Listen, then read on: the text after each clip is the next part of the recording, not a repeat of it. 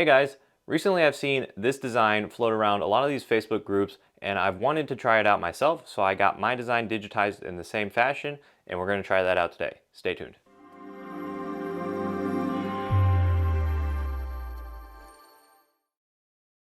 So for today we are doing some puff 3D. So that means I have my Gunold foam. This is my foam of choice moving forward. If you haven't seen already, one of these corners I did a comparison with craft foam compared to embroidery foam with a bunch of different brands to see which one's best. And my winner was Gunold to save you some time, but definitely check it out because there are some pros and cons to each kind of foam and I list them all out there. So that's what we're using for the foam. For the hat, we are using PB225. These are from Pitbull. It is a 5-panel trucker hat, and so far I've been testing these out for a little bit, and I really like the quality and how they're coming out. So with that, I already got my design digitized. All we got to do is get everything set up and taken over to the machine to get it stitched out. So let's do that. All right, so first thing we're going to want to do for getting everything set up is to take the cardboard out of the hat, peel the sweatband back.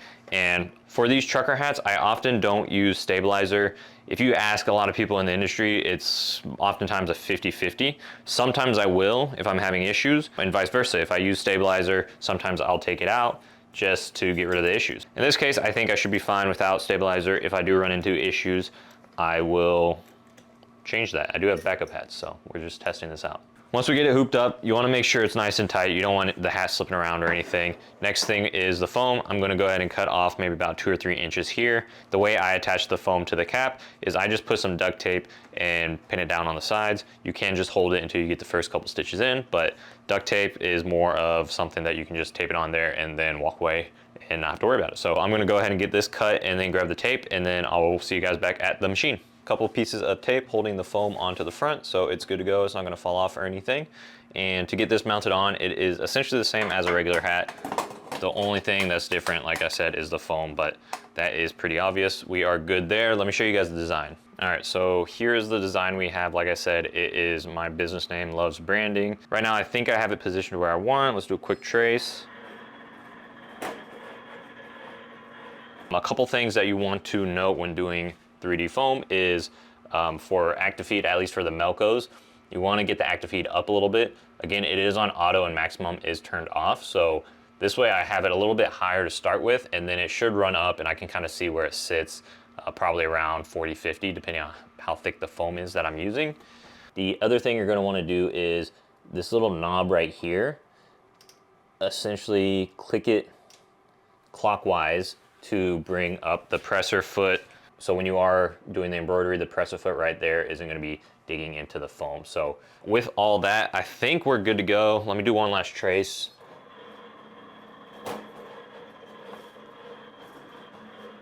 Cool, so I think we are good to go to run it. I'm gonna get you guys set up on the tripod here and then kind of just do a time lapse or just speed through so you can see the whole process. Hopefully there's no thread breaks. Hopefully there's no issues or needle breaks or anything like that.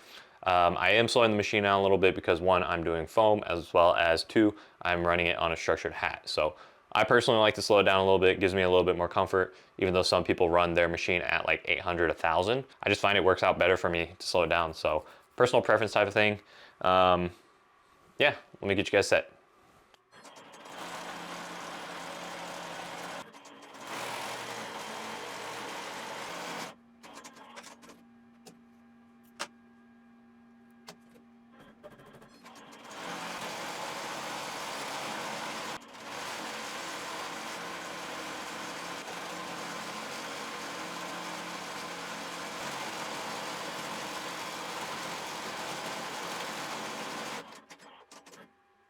So we are done with the embroidery process.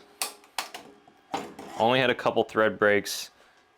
Primarily, I kept my tension about 35, or my active feed at about 35, and I think a few times it got right at the bottom there and caused it to break. But so far it looks really cool. I can't wait to get the foam off. So I'm going to take you guys over to my table, peel the foam off, trim any of these excess threads, and see how the final results look.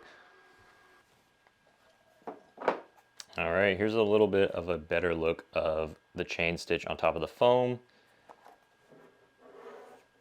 I think it looks really cool. I'm really happy with how it looks, but my favorite part, and I'm sure a lot of other people's favorite part, is the foam peel.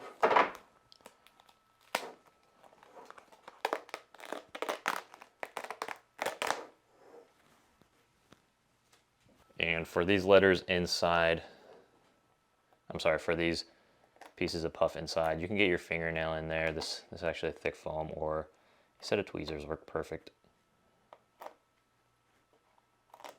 Last thing is to trim up all these threads.